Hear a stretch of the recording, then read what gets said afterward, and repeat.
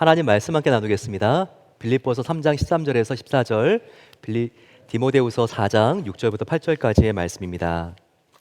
하나님 말씀 함께 받습니다.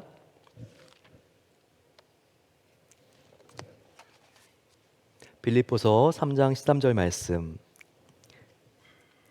형제들아, 나는 아직 내가 잡은 줄로 여기지 아니하고 오직 한 일, 즉 뒤에 있는 것은 잊어버리고 앞에 있는 것을 잡으려고 표대를 향하여 그리스도 예수 안에서 하나님이 위에서 부르신 부름의 상을 위하여 달려가노라. 아멘.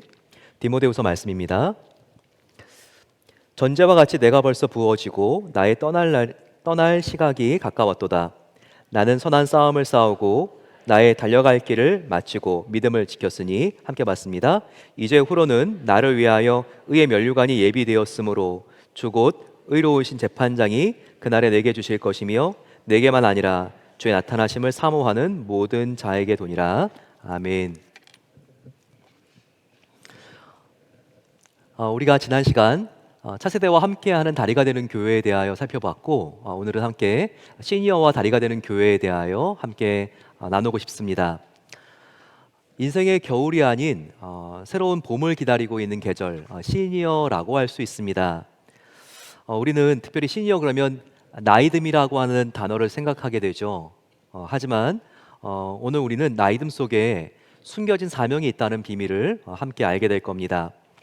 분명히 나이가 들어가는 에이징 속에는 그 안에 숨겨져 있는 하나님께서 소중하게 묻어놓으신 사명이 있다는 것을 우리는 알아야 합니다. 그와 같은 힌트가 되는 말씀이 있습니다. 바로 고린도후서 4장 16절 말씀입니다.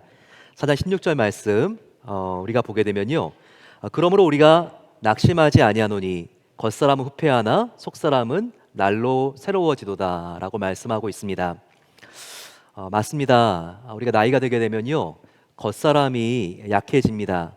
이전과 같지 않은 부분들이 생기게 됩니다. 몸이 말해주죠. 뭔가 밤을 새게 되면 그 다음날 일과에 장애가 옵니다. 또 옆구리와 가슴 이런 부분들이 뭔가 이렇게 새로운 통증들이 있으면요, 더 염려가 드는 것도 사실입니다. 또 기억력도 가끔가다 깜빡깜빡할 때가 있습니다. 하지만 성경은요, 바로 이렇게 우리가 나이가 들수록 겉사람이 후퇴하고 후패한다는 것만으로 끝나지 않습니다. 그 뒤에 있는 말씀이 더 중요한데요, 우리의 속사람은 하지만 나이가 들수록 더욱 새로워진다고 하는 말씀입니다. 우리가 나이가 들수록 하나님 앞에 인생의 군더더기가 없는 본질이 무엇인가 더욱더 포커스하게 됩니다. 그렇게 되면서 우리가 하나님 안에서 우리가 더욱더 나이는 들지만 영혼이 맑아지고 더 큰 의미와 보람과 평화를 누릴 수가 있다는 겁니다. 얼마나 귀한 말입니까? 날로 주 안에 있을 때 우리는 나이가 들지만 새롭다는 것이죠. 날마다 주님 안에 있기 때문에 또 어떤 주님과의 사랑을 오늘은 경험할 수 있을까? 첫사랑의 설레임처럼 그렇게 눈을 뜨고 눈을 감을 수 있는 하나님 안에서는 새로움이 있다는 것을 여기서 우리에게 알려주고 있습니다. 요즘 사람들은 100세 인생을 논하죠. 그렇습니다. 의학의 발달, 요즘 보니까 해파리도 연구를 해가지고 해파리 같은 아주 특별한 생명체는 늙지 않은 그 안에 굉장히 독특한 유전적인 특성이 있는데 이것을 사람에게 활용하면 어떻게 될까? 노화를 굉장히 줄이기도 하고 또 장기를 이렇게 또 우리가 다시 한번 또 교체하는 방법들을 통해서 계속해서 수명은 길어지고 있습니다. 요즘 태어나고 있는 아이들은요, 약 125살까지는 살 수 있다는 그런 예측도 나온다고 합니다. 게다가 플로리다 대학의 한 연구에 의하면요, 믿는 사람들은 비성도들보다 특별히 7살에서 8살 정도 더 많이 산다고 하니까 정말 100세는 훌쩍 넘기실 수 있는 분들이 여기에 앉아 있는 것 같습니다. 요즘 보니까요, 아주 이렇게 특별한 뭔가 이렇게 좀 노래가 나왔는데 비교적 최근에 나온 노래예요. 2021년 보니까 200길 씨의 9988234라고 하는 곡이 나왔다고 합니다. 여러분들 이 뜻이 무엇인지 아세요? 네, 전화번호 같은데요, 99세까지 팔팔하게 살다가 이틀만 앓고 3일 만에 떠나자. 이게 과연 될지 모르겠지만요. 우리 한번 옆에 있는 분들 기분 좋으라고 9988234의 복을 받으세요. 같이 한번 우리 옆에 있는 분들한테 한번 격려해 드릴까요? 9988234의 복을 받으세요. 네. 말만 하는 것으로 갑자기 이렇게 마음이 즐거워집니다. 하지만 그냥 오래 산다고 되는 게 아니죠. 건강하게 오래 살아야 되겠죠? 하지만 건강하게 오래 사는 것보다 훨씬 더 중요한 게 있습니다. 바로 그것은 무엇이냐면 한 번밖에 없는 인생을 우리가 어떻게 사느냐입니다.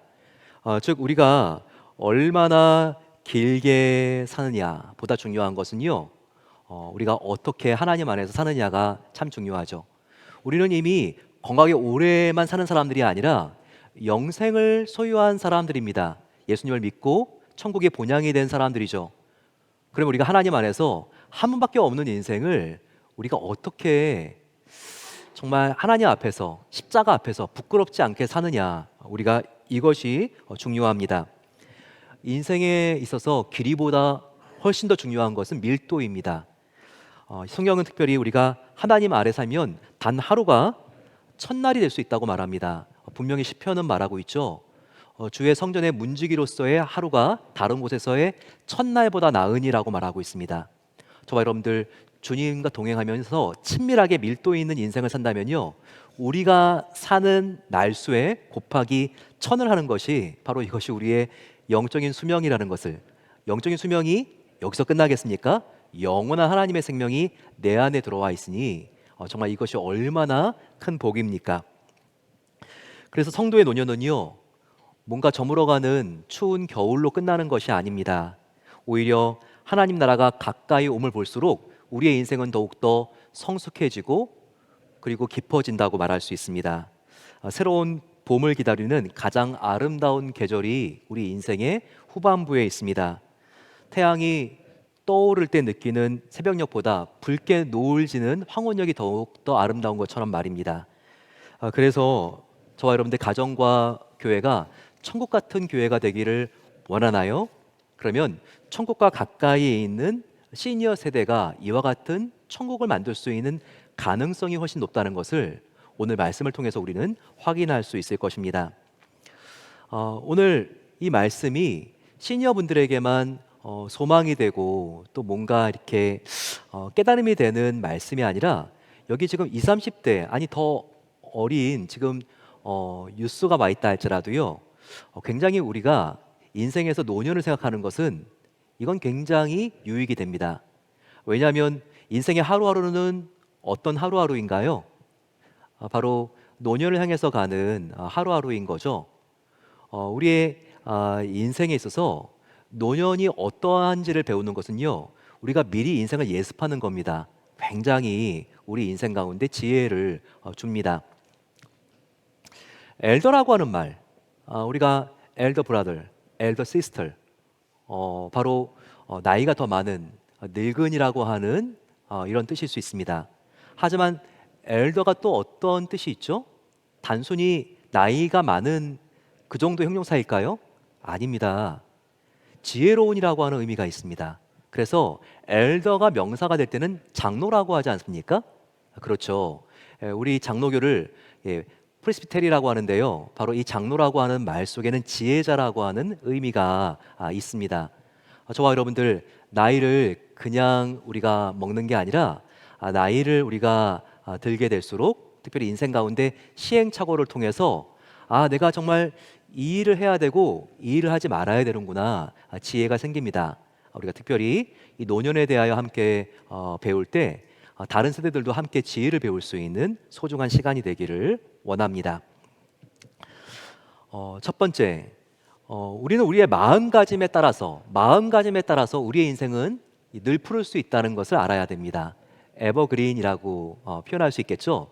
우리 교회의 여러 마을들, 디모데 마을, 요한 마을, 다니엘 마을, 이렇게 사랑방이 모인 곳을 마을이라고 하는데, 가장 고령의 마을이 어떤 마을이죠? 바로 에버그린 마을, 바로 늘 푸른 마을입니다. 그런데 나의 육체가 아니라 나의 마음의 나이, 영혼의 나이가 나의 인생을 좌우한다는 것을 알아야 합니다. 성경의 갈렙을 보세요. 85세에 고령이 됐습니다. 그런데 이 갈렙이 여호수아에게 나와서 뭐라고 말합니까? 헤브론 이 산지를 나에게 주십시오. 40대 때 하나님께서 40년 전에 이 산지를 나에게 주신다고 말씀하셨습니다. 이렇게 그는요 젊었을 때 하나님께서 주신 그 언약을 약속을 꺼내 들고 여호수아에게 나가서 비전을 선포하고 있습니다. 얼마나 85세지만 청년의 뜨거운 심장을 가지고 있습니까? 바로 이런 겁니다. 우리의 육체의 나이가 우리의 삶을 좌우하는 게 아니라 우리의 마음이 우리의 인생을 좌우하고 우리의 인생을 이끌 수 있는 활력이 된다는 것을 놓쳐서는 안 됩니다. 그래서 성경은요 노년을 굉장히 긍정적으로 보는 측면이 있습니다. 특별히 잠언을 보십시오. 16장 31절 말씀입니다. 백발은 영화의 면류관이라 라고 하는 말이 있습니다. 백발은 단지 세월의 흔적이 아닙니다. 백발은요 바로 영광의 면류관입니다. 왜 그렇죠? 시니어는 어느 세대보다도 지혜와 영생, 생명의 전수자가 되는 역할을 제대로 감당할 수 있는 그런 다리 세대이기 때문에 그렇습니다. 저와 여러분들 옆에 있는 분들 혹시 주변에 보시면요, 좀 머리가 이렇게 하얀 분들 계십니까? 그럼 우리 한번 이렇게 축복해드리면 좋겠습니다. 영광의 면류관을 쓰셨군요. 한번 이렇게 해볼까요? 옆에 있는 분들 서로 바라보시면서 영광의 면류관을 쓰십시오. 참 멋있습니다. 이렇게 축복해드리면 좋을 것 같습니다. 시니어 세대는요 결코 끝나는 세대가 아니라 시니어 세대는 다음 세대를 여는 새로운 세대라는 것을 우리는 잊지 말아야 할 것입니다. 요엘서 2장 28절이 이것을 우리에게 알려줍니다. 주의 영 성령이 임하면 자녀들은 예언할 것이요 청년들은 환상을 보고 아비들은 꿈을 꾸리라 라고 했습니다. 이 꿈은 허망된 꿈이 아니에요. 정말 인생의 혹독한 외로움과 거친 인생을 통과한 사람만이 품을 수 있는 기도의 꿈, 믿음의 꿈, 다음 세대를 위한 꿈이라고 말할 수 있습니다. 이 꿈을 시니어 분들은 꿀 수 있다는 것입니다. 그런데 여러분, 노년의 지혜 중에 지혜가 무엇일까요? 바로 그것은 군더더기 없는 삶을 살 수 있는 바로 지혜입니다. 본질에 집중할 수 있는 지혜, 인생의 짐을 줄일 수 있는 지혜가 시니어 분들에게 있어야 합니다. 고대 철학자 세네카는 이렇게 말했습니다. 인생이 끝나갈 무렵에 짐을 더 늘리는 것만큼 그렇게 어리석은 일은 없다라고 말하고 있습니다. 지금 인생이 후반부로 가는데 짐을 더욱더 늘리시려는 분들 계십니까? 더욱더 큰 집, 손주들도 오면 내가 마음껏 정말 이렇게 즐기게 해줘야 되는데 더 큰 차, 물론 이것도 의미 있는 일일 수가 있죠. 하지만 우리가 인생의 후반전에 갈수록 우리가 이와 같은 우리의 삶을 더욱더 복잡하게 만들고 늘리는 것에 있어서 우리가 굉장히 주의할 필요가 있다는 것을 알아야 합니다. 우리의 삶에 있어서 버킷리스트가 있는데 여러분들은 어떤 버킷리스트가 있나요? 한 번밖에 없는 이 생에서 내가 정말 꼭 해보고 싶은 것들 우리가 버킷리스트에 이렇게 적어놓고 하나씩 하나씩 체크하는 요즘 이게 유행이지 않습니까? 여러분들의 버킷리스트에 들어가 있는 내용은 뭡니까? 유럽 여행? 성지순례가 있습니까? 남극 여행이 한번 꾸민 분들도 있습니까? 번지 점프가 있는 분이 계시나요? 이렇게 겨울철에 하와이에서 한번 보내보기? 이와 같은 버킷리스트는요 내 생에 정말 하고 싶은 나의 욕구를 반영할 수가 있습니다. 물론 버킷리스트를 우리가 써놓고 하나씩 지어가면서 실천하는 것 나쁜 일이 아닙니다. 하지만 여기에 문제가 있는 것을 알아야 합니다. 버킷리스트를 우리가 모두 다 한다고 만족할 수는 없다는 거예요. 인간의 욕구는요 우리가 버킷리스트를 다 지우면 또 하고 싶은 새로운 일이 생기고 더 갖고 싶은 새로운 것이 생기기 마련입니다. 인간의 욕구는요 정말 끝이 없습니다. 우리가 사람을 보면서 천하보다 귀한 영혼이라 그러죠. 그것은 인간은 천하보다 크다는 것입니다. 이 말은 다시 무엇을 우리에게 반증합니까? 바로 우리 인간의 마음은요 천하로도 다 채울 수 없는 그런 빈 공간이 있다는 것을 우리에게 알려주고 있는 것입니다.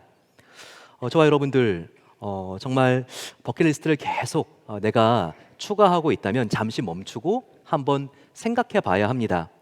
과연 그리스도인의 욕구가 이런 식으로 모두 다 만족되어질 수 있는가?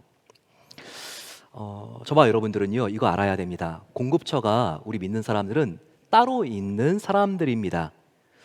진정한 기쁨, 만족을 주는 공급처가 따로 있다는 거예요. 바로 그분은 우리를 영원히 완전히 사랑하시는 하나님이십니다.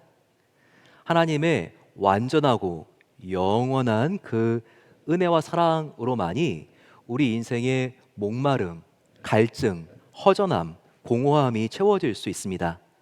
그리고 그 영원하고 완전한 하나님의 생수가 우리의 마음 가운데 쏟아져 들어와야지만 우리 마음 가운데 진정한 행복이 있고 평안이 있습니다. 하나님의 사랑, 그 사랑만이 나의 갈증, 상처, 슬픔, 이 모든 것들을 해결할 수 있다는 것을 저와 여러분들은 알아야 합니다. 그래서요, 노년은 결코 부족함이나 결핍의 시간이 아닌 것을 우리가 알아야 돼요. 노년이 될수록 나는 왜 이렇게 포기하는 게 많아지지? 나는 잃어버리는 게 이렇게 많아지고 있구나. 이런 마음이 들 수가 있어요. 건강을 잃어버리는 것 같습니다. 나의 명함도 잊어버리는 것 같습니다. 나의 운전면허증도 잊어버리는 것 같습니다. 사랑하는 나의 가족들, 나의 친구들도 하나 둘씩 잃어져 가는 것 같습니다. 나의 거동도 계속해서 잃게 되는 것 같습니다. 하지만 여러분, 그게 아닙니다. 노년은요, 오히려 예수님 안에서 우리가 채워질 수 있는 시간이라는 것을 알아야 돼요. 어떤 나이보다도요, 채워질 수 있다고요. 왜 그렇습니까? 바로 예수님 안에는요, 모든 것이 있기 때문이에요. 예수님이 없으면요, 그 인생이 아무리 화려하고 거창해 보여도 아무것도 아니기 때문이에요. 따라서 이 노년에 예수님께로 더욱더 집중하고 예수님이 내 안에 충만해지면요, 내 안에 감사로 지켜지는 마음이 생기게 되고 우리가 어떤 상황 속에서도 흔들리지 않고 정말 늘 풀 수 있다는 것을 항상 기억할 수 있어야 합니다. 두 번째로, 우리가 노년을 후회 없이 보내는 방법은 무엇일까요? 우리의 성품을 예수님 닮게 하는데 투자하십시오. 이것이 우리의 노년을 가장 복되게 하고 후회 없게 만드는 길입니다. 예수님을 닮은 균형 있는 인격, 특별히 성경에서 요한계시록 5장에 우리가 추구해야 될 성품과 리더십을 보여주고 있습니다. 노년이 될수록 이와 같은 성품은 더욱더 우리가 추구하게 되는데요, 바로 그것은 밸런스가 있는 균형이 있는 성품을 갖는 것입니다. 요한계시록 5장을 한번 보십시오. 5절부터 6절까지 이런 말씀이 있습니다. 같이 한번 읽어볼까요? 시작. 장로 중에 한 사람이 내게 말하되 울지 말라. 유대 지파의 사자 다윗의 뿌리가 이겼으니 그 두루마리와 그 7인을 떼시라 하더라. 내가 또 보니 보좌의 네 생물과 장로들 사이에 한 어린 양이 서 있는데 일찍이 죽임을 당한 것 같더라. 여기에 두 동물이 보이시죠? 어떤 동물입니까? 하나는 사자, 그리고 또 하나는 양입니다. 이 이미지가요, 저와 여러분들이 특별히 이 노년에 우리가 우리의 가정과 교회를 위해서 무엇을 추구해야 되는가, 우리 인품이 도달해야 될 목표를 우리에게 알려주고 있다는 거 아십니까? 먼저 여러분, 저와 여러분들은 하나님의 어린 양 같은 지도력과 리더십을 가져야 됩니다. 이것은 무엇일까요? 눈에 보이지 않는 부분이에요. 이것은요, 바로 성품, 태도, 자세를 말합니다. 온유하고 겸손한 성품을 의미하는 것이죠. 하지만 유다 지파의 이 사자는요, 이것은 눈에 보이는 겁니다. 행동, 결단, 이런 것을 의미하는 거죠. 또 하나님의 어린 양의 정체성을 가진 사람의 특징은 무엇입니까? 나를요, 특별히 섬기는 종으로 여긴다는 것입니다. 내가 직장에 가나 자녀 앞에서도 내가 섬기는 종이지 라고 하는 마음을 갖는다는 거예요. 여기 보게 되면 요한계시록 5장에 바로 어린 양을 바로 죽임 당한 것 같은 어린 양이라고 하는 대목이 나오죠. 바로 그것입니다. 우리가 어떤 사람 앞에서도요, 나의 신경질은 죽었어, 나의 자존심은 죽었어, 예, 그러면요. 손바닥도 이렇게 마주쳐야지 소리가 나지 우리가 부딪힐 일이 무엇이 있겠습니까? 유다의 지파의 사자는요, 반면에 다스리는 청지기입니다. 하나님은 왕이시잖아요. 만왕의 왕이시잖아요. 그분을 닮은 왕 같은 다스리는 청지기를 의미합니다. 하나님의 어린 양은요, 우리가 사람을 대하는 태도를 말합니다. 사람. 그런데요, 이 유다의 사자는요, 우리가 업무, 사역, 일을 대하는 바로 우리의 행동을 의미합니다. 따라서 하나님의 어린 양은요, 사랑하고 친절한 성품을 보여주고 있습니다. 유다 지파의 사자는 무엇을 우리에게 보여줍니까? 바로 충성, 근면, 헌신, 공정성, 이런 것을 우리에게 보여준다고 할 수 있습니다. 우리는요, 이 모두가 밸런스 있게 우리가 갖춰져 있을 때 바로 우리가 더 예수님을 닮아가면서 가정과 교회를 진정으로 살리는 리더가 될 수 있다는 거 우리가 기억해야 됩니다. 하나씩 조금 더 자세하게 생각해 보면 좋겠습니다. 먼저 하나님의 어린 양다운 리더십은 무엇인가 살펴보겠습니다. 나이가 들수록이요, 우리는 내 자신의 세계에 고립되기가 쉽습니다. 자기 중심적으로 기울기가 쉽다는 것입니다. 그래서 작은 일에도 섭해지고 왜 이런 일에도 나를 몰라주나 마음이 정말 안타까울 때가 있습니다. 하지만 어린 양의 영성을 제대로 가진 사람은 다르다는 것입니다. 쓴 마음으로 참는 것이 아니라 온유한 마음으로 정말 좀 부족해 보여도 상대를 높여주는, 품어주는 사람입니다. 경쟁에서 이기는 사람이 아니라 어린 양의 리더십을 가지고 있는 사람은요, 다른 사람들을 자기가 죽음으로써 살려내는 사람들이라는 것을 우리는 알아야 합니다. 또한 여러분, 사자의 리더십을 가진 사람은 어떤 사람일까요? 시녀에게 필요한 것은요, 아니 우리 모두에게 필요한 것은요, 온유함만이 아닙니다. 사자와 같은 담대함이 필요합니다. 하나님의 일 앞에서는 핑계대지 않고 물러서지 않을 수 있는 그와 같은 하나님 안에서의 경건한 집념, 지구력, 성실한 책임감, 확실한 끝마무리, 이것이 필요하다는 것입니다. 참 이 밸런스를 맞추는 게 쉽지가 않습니다. 어떤 사람 보세요. 성품은 양처럼 온유하고 착한데요, 정말 그 사람을 보게 되면 한숨이 나오죠. 너무나 게으르고 늘을 터졌습니다. 왜 그렇죠? 예, 사자의 리더십이 보완되어야 되기 때문에 그러신 거죠. 또 어떤 경우는요, 사자와 같이 추진력이 있습니다. 하지만 양의 리더십이 없기 때문에 가는 곳마다 사람들을 막 물죠. 예, 쓰러뜨립니다. 이것도 안 되는 거죠. 우리는 정말 밸런스가 있어야 됩니다. 양처럼 사람을 품고 사자처럼 사명을 다할 때 우리의 가정과 교회는 살아날 수 있다는 겁니다. 그래야지 부흥할 수 있고 그래야지 성숙하고 강해질 수가 있습니다. 저와 여러분들 사자와 이 양의 리더십을 배웠는데요, 이 리더십을 가지고 그러면 우리가 어떻게 어떻게 섬겨야 될까요? 바로 그것은요, 올해의 주제와 같습니다.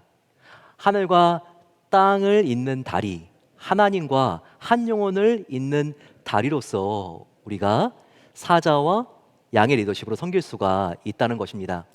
그러면 시니어분들, 우리가 어느 지점에 다리를 놔야 될까요? 우리가 무엇에 다리를 놓아야 될까요? 바로 우리가 세 가지로 한번 정리해 볼 수 있을 것 같습니다. 그것은 첫 번째로 사랑의 다리를 놓을 수 있어요. 시니어분들, 특별히 우리의 말로, 우리의 대화로 우리가 사랑의 다리를 놓을 수 있습니다. 뭔가 너무나 상처 있고 시무룩하고 마음이 지쳐 있는 사람이 있습니까? 그러면 다가가세요. 한마디 말이 그 사람의 영혼을 살립니다. 얼마나 힘드세요. 하지만 제가 기도로 함께하고 있습니다. 이 말이 사랑을 다리 놓아줄 수 있습니다. 또한 사과와 용서의 말 한마디가 진실하게 상대방에게 전달되었을 때 사랑의 다리가 놓아집니다. 정말 너무나 제가 했던 것이 미안했습니다. 괜찮아요. 그럴 수도 있죠. 이와 같은 위로의 말, 화해의 말이 바로 가정과 교회를 살리게 됩니다. 두 번째는요, 소망의 다리입니다. 시니어 세대는요, 다음 세대를 위해서 소망의 다리를 놓아줄 수 있습니다. 바로 기도로 놓아줄 수가 있는 것이죠. 시니어의 기도는요, 교회 엔진인 것을 꼭 기억해야 합니다. 흔들리고 있는 나의 자녀와 나의 손자, 손녀, 그리고 나의 다음 세대 젊은이들이 있습니까? 바로 시니어의 기도가 다음 세대를 흔들리지 않도록 꽉 붙잡아 줄 수 있는 것입니다. 세 번째는요, 믿음의 다리를 놓을 수 있어야 합니다. 저희 교회 시니어 아파트에 사시는 분들이 계세요. 보면요, 너무나 참 좋은 우정을 갖고 계신 것 같아요. 아침에 일어나면 서로 전화한다는 거예요. 이게 생사를 확인하는 전화라고 합니다. 오늘 일어나셨네요. 저 오늘 숨부터 있습니다. 이렇게 서로 확인해주는 전화를 하신다는 거예요. 얼마나 이렇게 따뜻한 우정입니까? 근데요, 저와 여러분들 성도들은요, 육체 생사를 확인하는 것으로 확인하면 안 됩니다. 서로 간에 영혼의 생사를 확인해 줄 수 있어야 돼요. 보면 다 압니다. 오늘 이분이 이 세상을 떠나면, 혹은 예수님이 오늘 오시면 이분은 천국 갈 분인지 우리가 보면 알 수 있어요. 그런 사람을 우리가 가만히 무관심하게 놔둘 수는 없는 것이죠. 우리가 그분에게 복음을 전해야 됩니다. 입술로 전하는 것도 중요하지만 삶으로 전하는 게 중요합니다. 말이 많아서가 아니라 우리의 삶이 복음이 되어서 예수님이 궁금해지게 하는 인생, 바로 이것이 복음을 전하는 가장 강력한 방법이라는 것을 알아야 합니다. 바로 우리가 이와 같이 믿음의 다리가 되어서 영원한 생명이 없는 사람들에게 다리를 놓아줄 수 있는 것, 시니어 세대가 할 수 있는 가장 귀한 하나님 앞에서의 사명인 것을 우리가 알아야 합니다. 그러기 위해서 여러분, 저와 여러분들 우리 교회에서 함께 준비하고 꿈꾸고 있는 공동체가 있죠. 이번 주 금요일에도 우리가 늘푸른 마을로 함께 모이게 되는데요. 함께 이렇게 우리 교회의 시니어 사역의 한번 이 모델을 한번 보겠습니다. 베델 교회는요, 지금 시니어 사역이 2개의 기둥으로 지어지고 있습니다. 우리가 방금 전에 예습해서 알았겠지만 양, 사자의 비유가 될 수가 있습니다. 양은 무엇일까요? 우리 시니어분들이 늘푸른 마을로 모이고 또 그 안에 사랑방으로 소속되어 있는 것입니다. 이렇게 목양 조직이 있고요. 또 하나는 사자입니다. 사자는 사역과 행정 조직을 의미한다고 했죠. 양은 사람에 대한 것이고 사자는 바로 사역에 대한 것이라고 말하지 않았습니까? 바로 에버그린 미니스트리, 저희들이 이제 새로 이 팀을 만들고 그 안에 시니어 찬양단, 시니어 선교단이 이미 조직이 되어서 활동 중에 있습니다. 그 외에도요, 우리가 정말 섬김으로 더욱더 열심을 내면 좋을 것 같습니다. 미국 교회 가보세요. 주차장에 80이 넘으신 그런 시니어분들이 이렇게 주차 정리를 하는 경우들 저희들 어렵지 않게 볼 수 있습니다. 환경 미화를 하기도 하시고 또 교회 도서관에서 이렇게 우리 주일학교 아이들과 대화를 나누시며 또 이렇게 책을 읽는 것들을 도와주는 그런 역할도 합니다. 여러분, 프로비던스 병원, 세인트 빈센트 같은 병원 가보셨죠? 거기 가게 되면요, 제일 앞에 누가 있습니까? 굉장히 고령이지만 방이 어디 있는지를 안내해 주는 분이 계시죠. 제가 한 자매님의 나이를 물어보고 깜짝 놀랐습니다. 나이가 좀 되시겠구나 생각을 했는데 80대 중반이라는 거예요.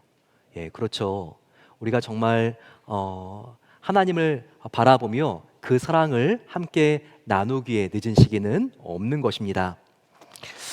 마지막으로 사랑하는 성도 여러분, 이 노년기는요, 멈출 때가 아니라 완주를 향해서 우리가 최선을 다할 때라는 것을 꼭 기억해야 합니다. 연세대 김영석 교수님, 벌써 104세가 되었죠. 근데 이렇게 말합니다. 사람은 60대가 넘어야 비로소 더 성숙해지고 깊어지고 더 깊은 창의력을 낼 수 있다고 말합니다. 이 말은 거짓이 아닙니다. 인류의 역사의 모든 발명품들을 보세요. 보게 되면요, 35%가 60세에서 70세에 만들어진 발명품들이고 창의물들입니다. 23%는요, 바로 70대에서 80대, 80대 이후도요, 6%의 이 세상의 가장 뛰어난 발명품들이 그들에 의해서 창조된 것입니다. 결국 모든 역사적인 업적의 64%가요. 바로 60세 이상의 시니어들에 의해서 그렇게 만들어졌다는 것입니다. 그렇죠. 괴테의 파우스트 80세가 넘은 나이에 만들어졌습니다. 또한 우리가 바티칸 시리를 가보십시오. 거기에 천장벽화 미켈란젤로가 그린 천지창조 최후의 심판이 있죠. 바로 미켈란젤로의 나이 70세 때 그가 그린 그림입니다. 베르디, 하이든, 핸델 다 70세가 넘은 나이에 불후의 명작을 그들이 만들었습니다. 그렇다는 겁니다. 시니어는요, 모든 배운 지식, 경험, 영성을 총집대성해서 만들 수 있는 가장 풍성한 결실을 이룰 수 있는 나이라는 것을 우리는 잊지 말아야 합니다. 앞으로 10년 뒤에 후회하지 않기 위해서 여러분들은 새해 어떤 일을 우선 시작하겠습니까? 나의 인생이 만약에 한 달밖에 남지 않았으면 가장 여러분들이 뛰어들고 싶은 바로 그 일은 무엇입니까? 그 일을 바로 오늘부터 하십시오. 결코 늦지 않았습니다. 왜냐고요? 제가 항상 강조하는 말이 있죠. 오늘은 어떤 날입니까? 오늘은 나의 인생의 가장 젊은 날입니다. 늦었다고 생각하지 마세요. 지금 시작하면 바로 지금이 내 인생의 가장 빠른 시점이라는 것을 알아야 합니다. 바로 그 한 가지 일이 무엇입니까? 정말 내가 해야 될 가장 중요한 일, 가장 하고 싶은 일, 그것이 무엇일까요? 그것이 진실하게 기도하는 것입니까? 말씀 안으로 더 깊이 들어가는 것입니까? 바로 그것이 진정으로 사과하고 누군가에게 용서를 구하고 그리고 그를 품어주는 일입니까? 바로 그것이 주님의 영광을 위해서 가장 하고 싶었던 일이라면요, 더 이상 미루지 말고 지금 하십시오. 이것이 가장 복된 선택입니다. 오늘 본문 말씀을 통해서 사도 바울은요, 표대가 되시는 예수님을 향해서 그의 마지막 날까지 정말 최선을 다하여 경주했다고 말씀하고 있습니다. 빌립보서 3장 13, 14절 말씀을 보십시오. 형제들아, 나는 내가 아직 잡은 줄로 여기지 아니하고 오직 한 일, 즉 뒤에 있는 것은 잊어버리고 앞에 있는 것을 잡으려고 표대를 향하여 그리스도 예수 안에서 하나님이 위에서 부르신 부름의 상을 위하여 달려가노라. 우리가 같이 예배 전에 찬양하지 않았습니까? 이 말씀처럼 우리의 표대는요, 오직 예수 그리스도의 십자가입니다. 십자가는요, 사랑입니다. 십자가는 용서입니다. 십자가는 우리를 하나님께로 연결하는 다리입니다. 우리가 이렇게 살아갈 때, 표대가 되는 삶을 살아갈 때 하나님은 약속하셨습니다. 이사야서 46장 3, 4절 보십시오. 너희가 노년에 이르기까지 내가 그리하겠고 백발이 될 때까지 내가 너희를 품을 것이라.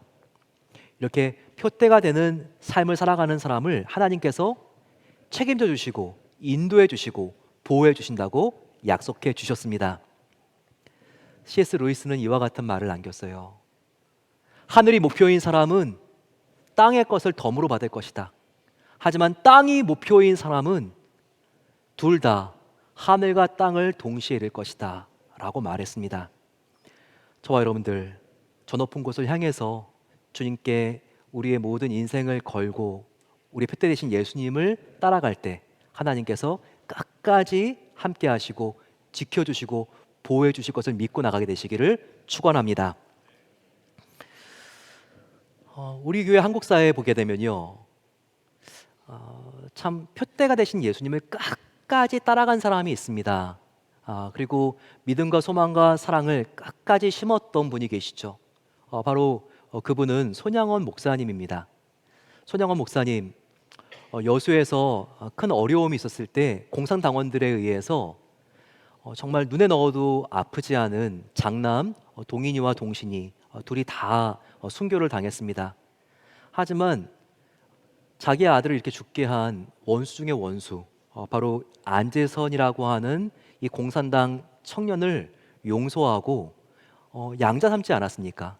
이런 사랑의 원자탄 같은 목사님, 손양원 목사님, 이런 분이 한국 교회사에 있었다는 것 자체가 너무나 감사한 일이죠.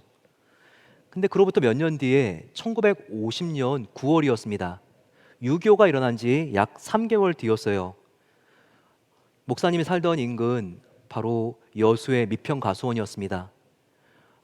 이 애양원 성도님들 그리고 또 목사님을 알고 있었던 분들은요, 공상당원이 이제는 목사님을 처형한다고 이렇게 데려가는 모습을 통해서 너무나 가슴이 아파서 목사님을 붙들고 울었다고 합니다.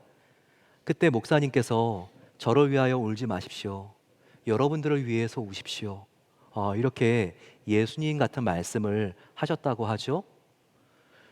그리고 나서는 몇 시간 뒤에 탕탕 총성이 울렸는데요. 그 뒤에 딜것에 실려서 목사님의 시신이 왔다고 합니다. 그런데 목사님의 장례식을 보게 되면요, 얼굴 부분에 있어서 입부분이 솜과 종이로 또 천으로 이렇게 막혀져 있는 부분을 볼 수 있습니다. 왜 이렇게 장례를 할 수밖에 없었을까요? 목사님이 총살당하기 바로 직전에 자기에게 총을 겨루는 바로 그 공산당에게, 나는 지금 이미 천국에 예비되어 있는 사람이라서 아무런 두려움이 없습니다. 하지만 당신 예수님을 믿어야 됩니다. 꼭 예수님을 믿으세요. 이 말을 하다가 총을 겨루고 있는 그 공산당원이 그 소총을 가지고 뒷판을 가지고 그대로 목사님의 입을, 복음을 전하는 입을 쳐가지고 이빨이 다 부러지고 턱뼈가 다 함몰이 되는 바람에 피범벅이 되어가지고 장례식 때 이렇게 그 입의 아랫부분들을 다 이 부분을 가리고 막았다고 합니다. 하지만 저는 믿습니다. 그 입이 가장 복되고 가장 아름다운 입술이었다고요. 마지막까지 복음을 전한 바로 손양원 목사님, 그분은 정말 믿음의 사람이었습니다. 그리고 얼마나 소망의 사람이었습니까? 자기의 눈에 넣어도 아프지 않는 아들 동인이와 동신이를 죽인 이 안재선도 변화될 수 있다는 소망을 품었던 거예요. 그래서 그를 양자 삼지 않았습니까? 이 사진을 보게 되면요, 사진에, 그 앞에 있는 사진에 이렇게 지금 상모를 쓰고 있는 바로 이분이 동인이와 동신이를 죽였지만 손양원 목사님께서 장자 삼은 바로 그 아들 안재선 씨입니다. 목사님의 장례를 바로 목사님의 아들을 죽인 용서받은 죄인인 이 안재선 씨가 상주가 되어서 이렇게 치루어 주었던 것이죠. 여러분, 그렇습니다. 저와 여러분들 정말 사도 바울처럼, 그리고 손양원 목사님처럼 우리가 마지막을 바라볼 때 우리가 멈춰지 말고 더욱더 힘을 내어서, 주님, 나는 정말 주님을 닮은 사랑의 사람 되기를 원합니다. 소망과 믿음의 사람 될 수 있도록 나를 도와주세요. 이렇게 고백하며 나아가야 합니다. 이렇게 고백했을 때 디모데 후서에서 어떻게 사도 바울이 고백하고 있습니까? 나는 선한 싸움을 싸우고 나의 달려갈 길을 마치고 믿음을 지켰으니 이제 후로는 나를 위하여 의의 면류관이 예비되었으므로 주 곧 의로우신 재판장이 그날에 내게 주실 것이며 내게만 아니라 주의 나타나심을 사모하는 모든 자에게 주실 것이라고 말씀하고 있습니다. 인생은 마라톤입니다. 마라톤을 보세요. 완주하는 거리가 42.195km입니다. 얼마나 40km 달렸으면 그 안에 우여곡절이 많았고 그만두고 싶다, 그만 달리고 싶다, 이와 같은 생각이 수없이 밀려들 것입니다. 그럼에도요, 모든 힘을 다해서 이 고비를 이겨내고 40km를 달렸습니다. 정확히 40km 지점만큼 왔습니다. 그러면요, 이제 이만큼 달렸으니 됐다라고 하면서 모든 것을 우리가 그만두고 쉬어야 될까요? 아닐 것입니다. 이런 어리석은 선수는 없을 것입니다. 얼마 남지 않았으니 내가 최선을 다하여 완주해야지, 이런 생각밖에 없겠죠. 마찬가지입니다. 저와 여러분들도 인생의 끝, 마지막을 바라보면 바라볼수록 우리는 멈추지 말고 최선을 다하여 달려나가야 합니다. 남은 인생 최선을 다해 결승점에서 나를 안아주실 그 주님, 나의 머리 위에 쓰여주실 바로 의의 면류관을 바라보며 우리는 전력질주하며 나아가야 한다는 것입니다. 저와 여러분들, 하늘과 땅을 잇는 다리가 되는 그 삶을 완주하게 되시기를 간절히 축복합니다. 저희가 늘푸른 마을을 생각하면서 이것을 한번 로고에 담아봤습니다. 정말 수개월 동안 저희 교회 학교의 로고를 만드신 분과 함께 만들었는데요. 이 로고 여러분들 오늘 우리가 함께 나눈 모든 메시지가 이 안에 들어가 있습니다. 우리가 인생의 마지막을 볼수록 더욱더 예수님을 닮아야 합니다. 인생의 냄새를 풍기는 것이 아니라 예수님의 향기가 있기 위해서 우리는 어린 양 같은 겸손하고 순결하고 온유한 마음을 품어야 되겠죠. 또 사자와 같이 우리는 용맹하고 진취적이고 물러서지 말아야 됩니다. 표대를 향해서, 바로 우리 표대 대신 예수님의 십자가를 향해서 우리가 용서와 사랑의 삶을 살아야 된다는 겁니다. 그럴 때 하나님께서 우리에게 쓰여주실 승리의 생명과 의의 면류관을 바라보시고 후퇴하지 않고 우리 함께 손을 붙잡고 전진하는 배대교 되기를 간절히 축원합니다.